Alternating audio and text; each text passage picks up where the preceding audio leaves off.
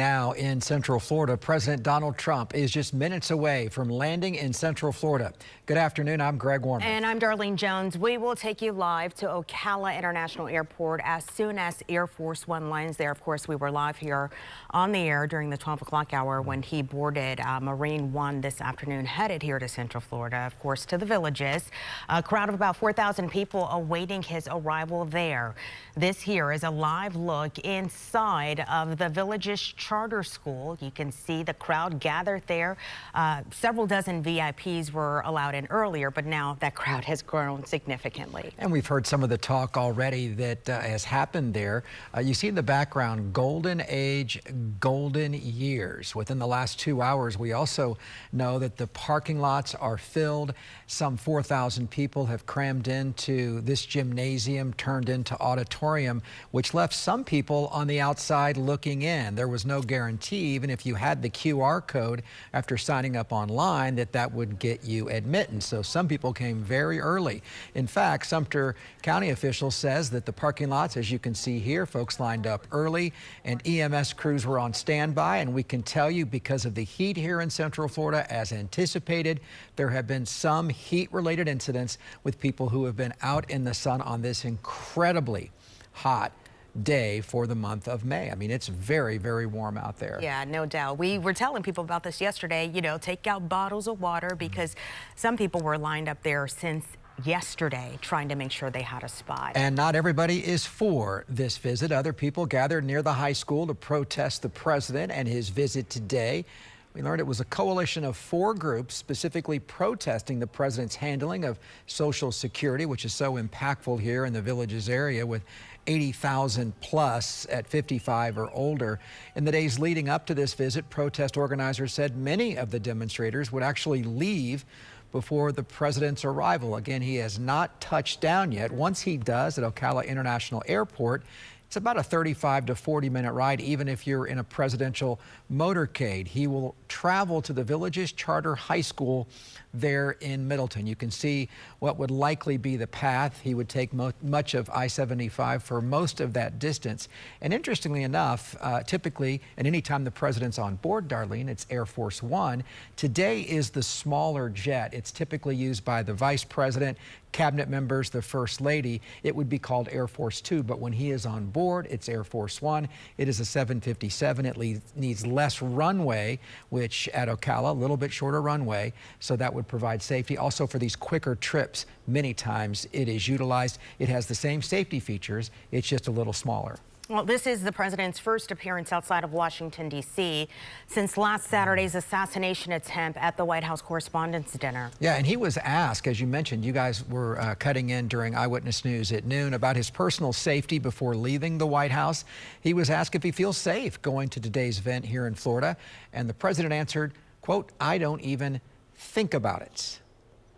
And that's the video there that has been released of what was a scare with a man heavily armed with quite an arsenal that charged into the Correspondents' Dinner, got a shot off apparently, was arrested, did not make it 1 floor below to where the president was, but this is being called by the White House, by the CIA, and by the Secret Service as another assassination attempt on the president's life. Yeah, now the third, and this video just being released here just a couple of days ago, showing us a glimpse of just how aggressively that suspect charged through that area. You can see they had the security there in place, but he was able to charge straight through that metal detector set up outside of the dinner there. And as you said, just 1 floor below, suspect obviously captured in all of this and now facing some very serious charges. I want to talk about one more thing before we go out to the scene. This is another story impacting Central Florida and the president. Huge news today, that $500 million bailout plan for Spirit Airlines, it appears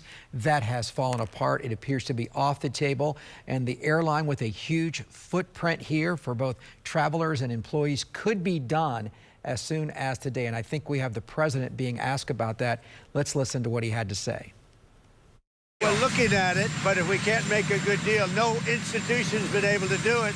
I said, I'd like to save the jobs, but we'll have an announcement sometime today. We gave them a final proposal. That did not sound optimistic. It did not. So we will have to see how all of that plays out. Again, a major carrier at Orlando International Airport. And it was just about a week ago we had heard news about that potential bailout from the federal government. They filed for Chapter 11 bankruptcy. That has been happening now to reorganize its debts. They talk about the cost of operating that airline, the cost of fuel.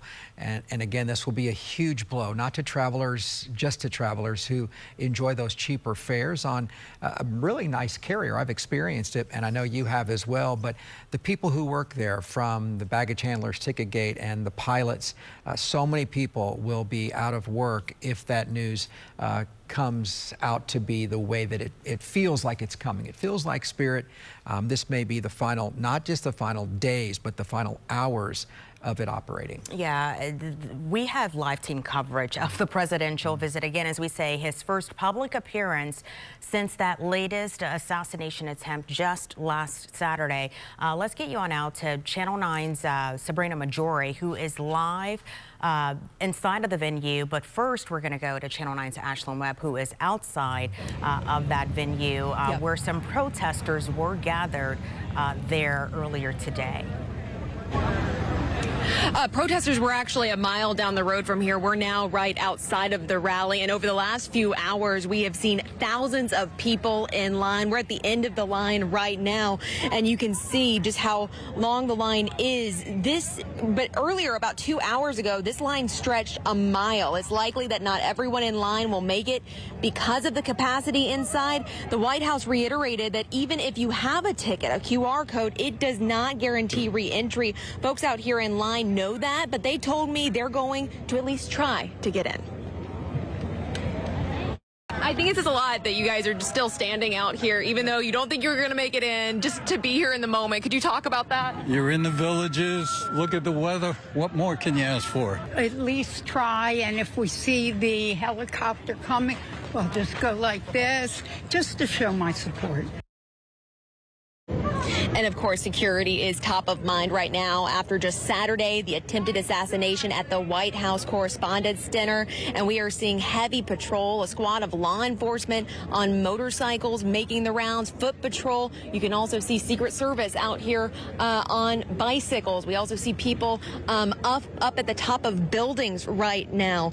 We actually drove from where the protests were earlier and saw that layered security we've been talking about. Earlier, I spoke one-on-one with retired Secret Service agent Donald Mahalik. He says, think of this layered security as 3 or more rings surrounding the event. That's what we are seeing, with each layer having a different strategy here, whether it's K9s, counter snipers, magnetometers, extra agents. We're seeing it all here live right now, what we've been preparing for the last couple weeks. Of course, this is the end of the line right now. It's stretched again for about a mile all the way past the high school. We'll continue to cover this and bring you guys the latest, but for now, reporting in the villages, Ashlyn Webb, Channel 9 Eyewitness News. And again, you can see the asphalt there and the lines, and there's a few tents, and there have been a few folks that have had to be treated for heat-related issues. Thank you, Ashlyn. We'll come back to you and talk to you further, but it was interesting that people in the heat today said even if they could just wave to the helicopter, that would be fine. And just moments ago, we're getting word that the president is wheels down, has landed here. And so as soon as we get eyes and we're able to get video of that live picture, we will bring it to you as it happens. So we have about an hour ride or so over to the Villages Charter School for the crowd there waiting. Yeah, and the one thing to remember, obviously, this is huge security, not just because of what you mentioned that happened at the Correspondents' Dinner, but they don't really release a lot of the information to the media for obvious reasons, for security reasons, and for it not to get out in terms of the exact time. The camera shot that we're anticipating will also come from a pool feed, so when that's established, we will bring that to you. There's no sense in necessarily bouncing around to see that. And then his motorcade, which is brought in prior to this, you know, the Beast, which is the vehicle he rides in, is brought in on those big, huge C-130 planes. So his entire security detail that you see when he's in Washington is also here in Ocala, small town bystanders. I'm getting the first look right now. Let's pop this up. I see the plane right now focused in on the window. We have a monitor. There it is, Darlene. And there's our first look at Air Force One.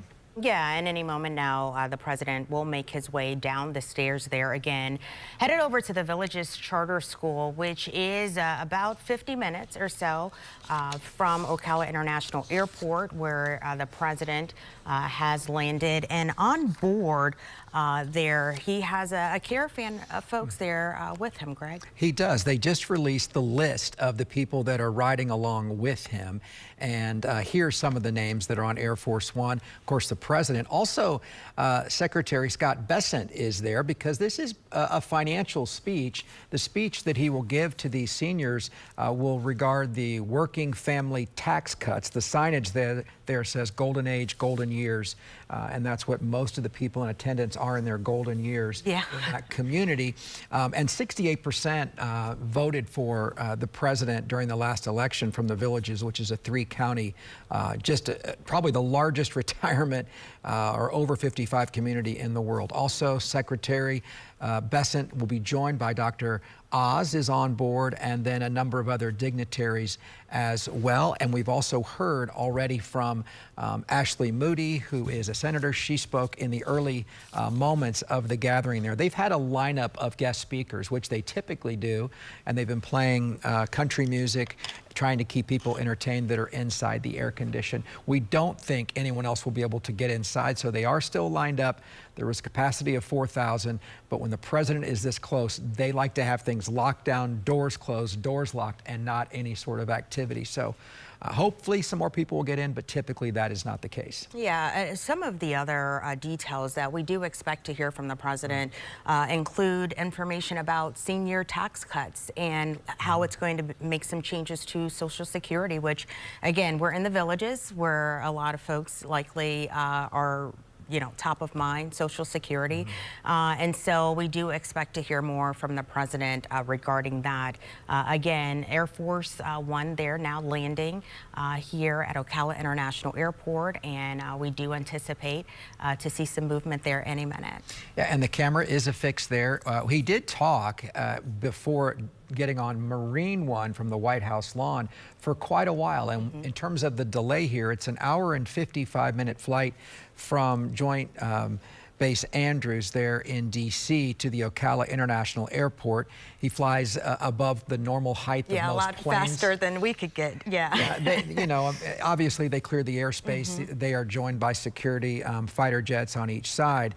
But this plane is not necessarily, faster than other planes. It's just more secure, more safe. They clear the runway and do all of those sorts of things. Also, the roads, in terms of the ride that you've seen, we're talking about I-75, middle of the afternoon on a Friday. They will close those down with those rolling roadblocks. We are typically not allowed to fly over that or to show that sort of thing, and it's all because of security protocol, which has been ratcheted up. There is no doubt. We cannot overstate that enough. This is his first time outside of the Beltway since that assassination attempt on his life at the Correspondents' Dinner. And so security, while always tight for the president, there is even an incredible focus today on how will this look? Will this feel different?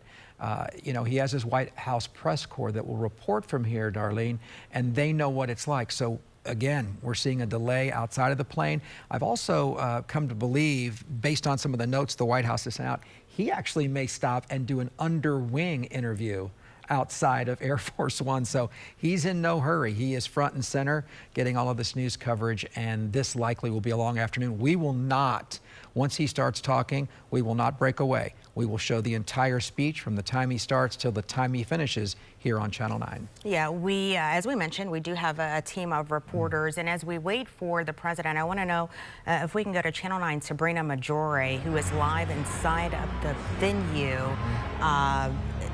Are we able to take Sabrina? Okay, we can hear her, but we will not be able to see her. Can she hear us?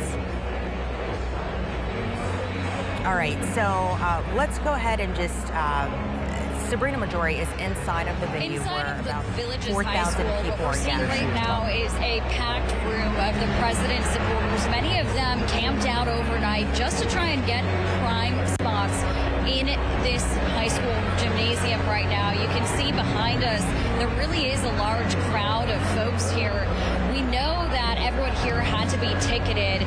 And the part of this that's interesting is that this is a first come, first serve event. So even though people had tickets, we heard from folks who said they wanted to get here early to really get those prime spots. Now, in the last 30 minutes, we heard from Senator Ashley Moody as well as gubernatorial candidate Byron Donalds. And one of the things that they both said is that they have a lot of admiration for the president coming to speak here. They pointed out that this has only been 6 days since the assassination attempt on the president, the third assassination attempt at that. Now, to get into this event, there was pretty rigorous security. We had to go through a TSA-style checkpoint. Both the Secret Service and several Florida law enforcement agencies were assisting in that process, really making sure that everyone was moving through in an expedient manner. We saw that no bags were allowed inside. There were several other restrictions. As we entered, we saw canine officers as well as snipers who are, of course, there watching what is happening now. The president getting ready to arrive. We expected him at 3 p.m. and the supporters excited and anxious for his arrival.